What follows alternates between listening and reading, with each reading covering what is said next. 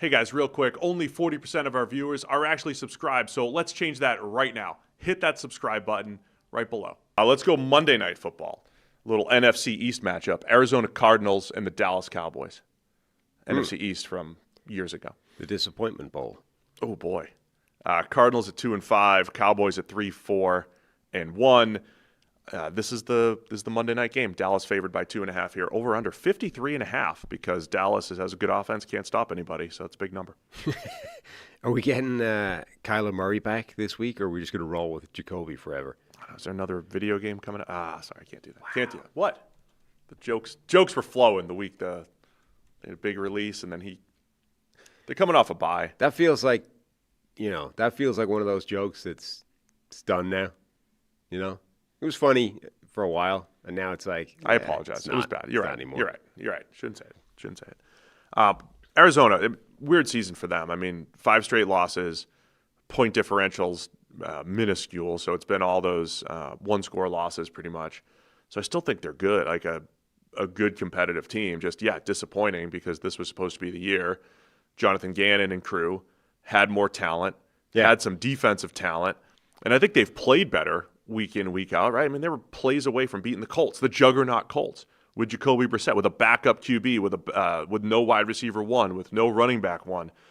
So it's like it's disappointing in record, but I think they're just on the bad end of luck a little bit this year. Yeah, they're definitely not as bad as their record, I think. They've at least shown that they're competitive and feisty in most of these games. I think I was just reading a thing trying to find out about Kyler Murray, and it's like former Cardinals quarterback Kurt Warner is a supporter of Jacoby Brissett. And like, can you imagine a more perfect Kurt Warner dynamic than Jacoby, statue that wants to stay in the pocket versus Kyler Murray, skittish quarterback that doesn't like being in the pocket? Like, if ever there was a 50-50 tailor-made for Kurt Warner to come in one direction, of course Kurt Warner loves Jacoby Brissett in that dynamic. My quick aside, I feel like we pick on the player analysts a lot. Even when I was playing baseball or whatever, I was because I was a pitching coach for a while. I was very, I think, self-aware that I did not want to work with other pitchers and tell them, here's what I do as a unique 6'10" pitcher. Like, you don't have to do exactly as I do. I was overly self-aware about that stuff. And I think from an analysis perspective, players need to be very aware that it can't be just as simple, like, here's how I did it. Here's what I'm familiar with. You should do it that way as well. Or only like the players who do it like I love Brock Purdy because he, hits his third read like I did. It's funny. I just think it's funny. I'm not necessarily criticizing it. Like, number one, Kurt Warner is aware that he thinks that way. Like, this is not... He's at least said it. Yeah, this is not a case of a guy who has these inbuilt biases and has no earthly idea that they exist. And every week is just like, I think this. And you're like, well, of course you do. Kurt Warner at least knows that he believes that the game should be played this way, and that's the type of player he gravitates towards and says it out loud. So the fact that he's self-aware means I think you can, reference it and kind of poke fun at it a bit. Number two, we all have them. Like, everyone has their inbuilt biases. Like, you like your speedy, fast, useless wide receivers. What do you mean useless? You like John Ross, right? Like, everybody likes everyone has their own quirk of players that you like, even though there's no logical sense to it. You have those. I've got them as well. Like, everyone has them. So the fact that we bring up, Kurt Warner loving every statue like pocket passer, and Dano loving every quarterback that has tools that are greater than his, those types of things, right?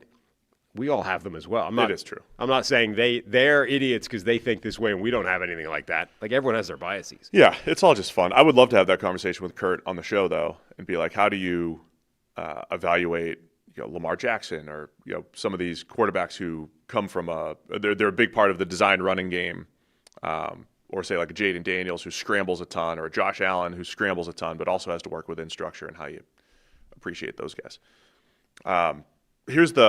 Just to review Arizona's games really quick, by the way.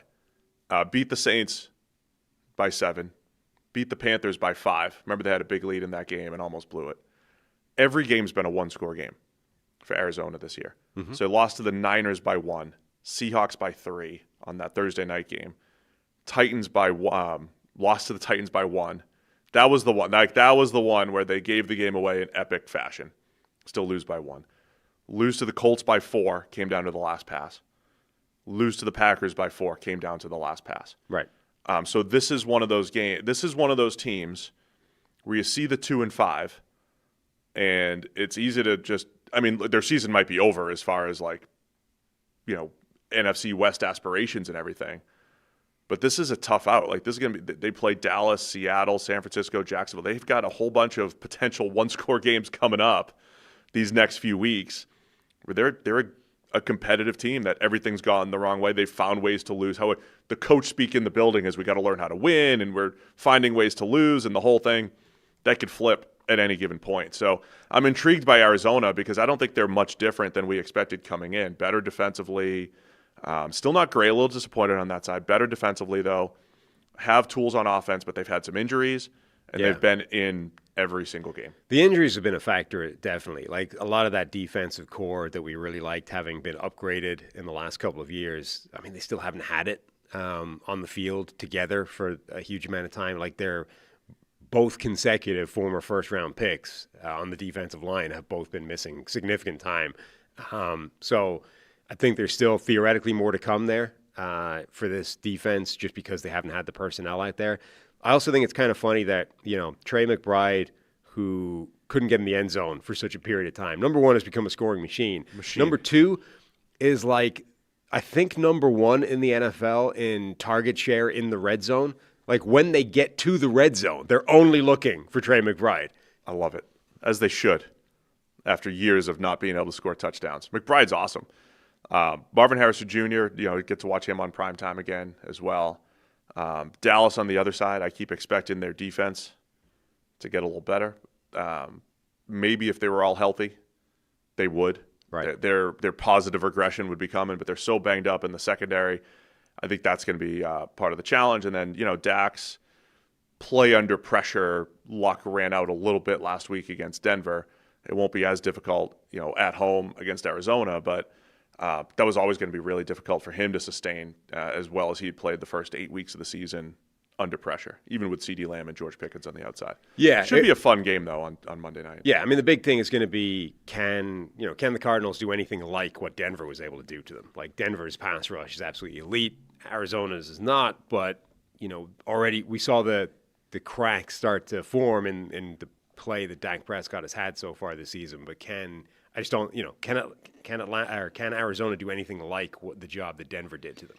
Yeah, Denver's in its own world as far as pressure rate goes. Arizona's middle of the pack. So I think we'll see some offense in this game.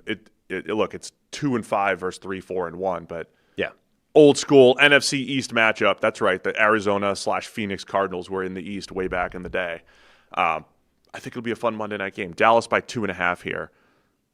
I've changed my pick. Oh, as we've talked through it, as I talked through Arizona's season. Where are you gonna go with this one? I'm gonna go with Dallas to win and cover the 2.5. All right, give me Arizona. Arizona as the underdogs. I'll take them to finally win one of these one-score games for the first time in weeks. Harry's going to take Dallas to win this one. Thanks for watching all the way to the end of the video.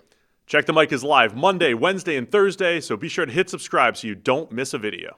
You heard the man. Subscribe.